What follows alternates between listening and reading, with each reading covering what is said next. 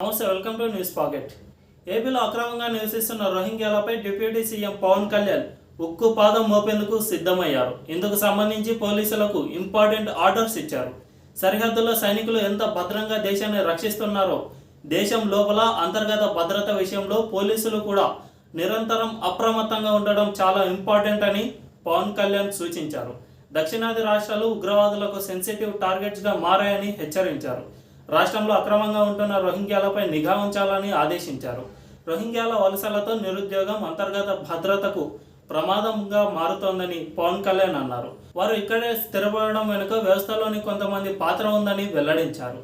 రోహింగ్యాలు దేశం దాటి వచ్చి ఇక్కడే స్థిర నివాసం ఏర్పరచుకునేలా వారికి రేషన్, ఆధార్, ఓటర్ కార్డులు పొందుతున్నారని, మన యువతకు చెందాల్సిన ఉద్యోగాలు, వ్యాపారాలు చేసుకుంటున్నారని పవన్ చెప్పారు. రోహింగ్యాలకు స్థిర నివాసం ఏర్పరచుకోవడంలో మన యంత్రాంగం నిర్లక్ష్యం ఉందని తెలిపారు. వారికి ఎలా ఆధార్, ఓటర్, రేషన్ కార్డులు వస్తున్నాయి, ఎవరు ఇస్తున్నారనేది తేలాలన్నారు. మన వ్యవస్థలోనే కొందరు వ్యక్తులు వారికి సహకరిస్తున్నారని అర్థమవుతోందని కుండ బద్దలు కొట్టారు. రోహింగ్యాలు ఈ దేశ పౌరులుగా మారి మన అవకాశాలను ఎలా కొల్లగొడుతున్నారనే దానిపై అందరిలోనూ చైతన్యం రావాలని స్పష్టం చేశారు. దీన్ని బట్టి చూస్తే మొత్తానికి పవన్ కళ్యాణ్ రోహింగ్యాల భారతం పట్టేందుకు సిద్ధమవుతున్నారన్న సంకేతాలను పంపారు. పవన్ చెప్పిన దాంట్లో 100% నిజం ఉంది. మన దేశంలో ఇప్పుడు రోహింగ్యాలు ఎంతమంది ఉన్నారో మీకు తెలుసా? ఈ నంబర్ వింటే మీ కళ్ళు బైర్లు కమ్ముతాయి. అక్షరాల 2 కోట్ల మంది ఇల్లీగల్ ఇమిగ్రెంట్స్ మన దేశంలో నివసిస్తున్నారు. ఇదేదో ఊహించి చెప్పిన నంబర్ కాదు.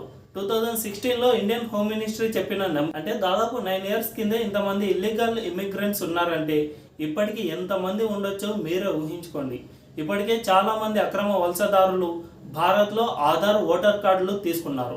దీని వెనుక చాలా పెద్ద రాకెట్ నడుస్తోంది. వీరందరికీ మెయిన్గా వెస్ట్ బెంగాల్ హాట్ బెడ్గా ఉంది. అక్కడ 10,000 ఇస్తే చాలు, వారికి బోర్డర్ దాటించి ఆధార్ కార్డులు కూడా ఇచ్చి ఇక్కడ సెటిల్ చేస్తున్నారు. అక్కడి సీఎం మమతా బెనర్జీ దీనికి హెల్ప్ చేస్తున్నారు. టీఎంసీ నాయకులే ఈ రాకెట్ను నడిపిస్తున్నారు. అలాగే ఏపీలోనూ జరుగుతోంది. రాష్ట్రంలో కొంతమంది ఇల్లీగల్ రాకెట్స్ ఈ దందాను నడిపిస్తున్నారని తెలుస్తోంది. దీనిపై గవర్నమెంట్ అప్రమత్తంగా ఉండాలి. హైదరాబాద్లో ఇటీవల టెర్రర్ మాడ్యూల్ను బస్ట్ చేసినప్పుడు రోహింగ్యాల ఇన్వాల్వ్మెంట్ బయటపడింది. సికింద్రాబాద్ బోయిన్గూడలో సమీర్ అనే వ్యక్తిని ఏపీ రాష్ట్రానికి చెందిన విజయనగరం పోలీసులు అదుపులోకి తీసుకున్నారు. నగరంలో అక్రమంగా నివాసం ఉంటున్న 100 మంది బంగ్లాదేశీయులను 4 నెలల వ్యవధిలో పట్టుకున్నారు. డూప్లికేట్ ఆధార్, ఓటర్ గుర్తింపు కార్డులతో నగర పౌరులుగా చలామణి అవుతున్నట్లు గుర్తించి కొంతమందిని అదుపులోకి తీసుకుని ప్రశ్నిస్తూ ఉన్నారు. వారికి సహకరించిన వ్యక్తుల వివరాలను రాబడుతున్నారు. వీరిలో చాలామంది బంగ్లాదేశ్ నుంచి అక్రమంగా బెంగాల్ మీదుగా నగరానికి చేరినట్లు పోలీసులు గుర్తించారు. ఇప్పటికే చాలామందిని అదుపులోకి తీసుకున్నప్పటికీ ఇంకొందరు జనావాసాల మధ్య ఉంటున్నట్లుగా భావిస్తున్నారు. వీరంతా కోల్కతాలోని దళారుల నుంచి అక్కడి ఆధార్, ఓటర్, ఐడి కార్డులను పొందారు. నగరంలోకి వచ్చాక వారిని వివరాలతో పాటు అడ్రస్తో సహా మార్చుకుంటున్నారు. రాచకొండ పోలీస్ కమిషనరేట్ పరిధిలో 5,200 మంది రోహింగ్యాలు నివాసం ఉంటున్నట్లుగా నిర్ధారించారు. ఇలా ఏపీలోనూ ఎవరెవరు నివసిస్తున్నారన్న దానిపై పోలీసులు లెక్కలు తీయాలని పవన్ కళ్యాణ్ ఆదేశించారు. అక్రమంగా ఇక్కడ ఉంటున్న వారంతా ఉగ్రవాదానికి పాల్పడుతూ దేశానికే ప్రమాదకరంగా మారారని పవన్ హెచ్చరించారు. దీంతో ఇప్పటి నుంచి ఏపీలో అక్రమంగా నివాసం ఉంటున్న వారి లెక్కలు తీసే అవకాశం ఉంది. వీరిని పట్టుకోవాలంటే స్థానిక పోలీసులకే సాధ్యమవుతుంది. సాధారణంగా రోహింగ్యాలను గుర్తించడం దక్షిణాది రాష్ట్రాల్లో చాలా ఈజీ. వారి భాషకు స్థానిక ముస్లిం భాషకు చాలా తేడాలు ఉంటాయి. వారి భాషలో బెంగాలీ, హిందీ కలిసి ఉంటుంది.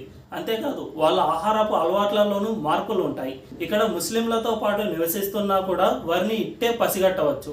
అయితే ఈ విషయంలో లోకల్ పీపుల్ హెల్ప్తో పోలీసులు రంగంలోకి దిగితే చాలా ఈజీ అవుతుంది. లోకల్గా ఉండే ముస్లిం మత పెద్దలకు వారి నుంచి వచ్చే ఇబ్బందులు, స్థానిక యువత ఎలా నష్టపోతున్నారన్నది వివరించి తమ వైపు తిప్పుకుంటే రోహింగ్యాల జాడను ఇట్టే పసిగట్టవచ్చు.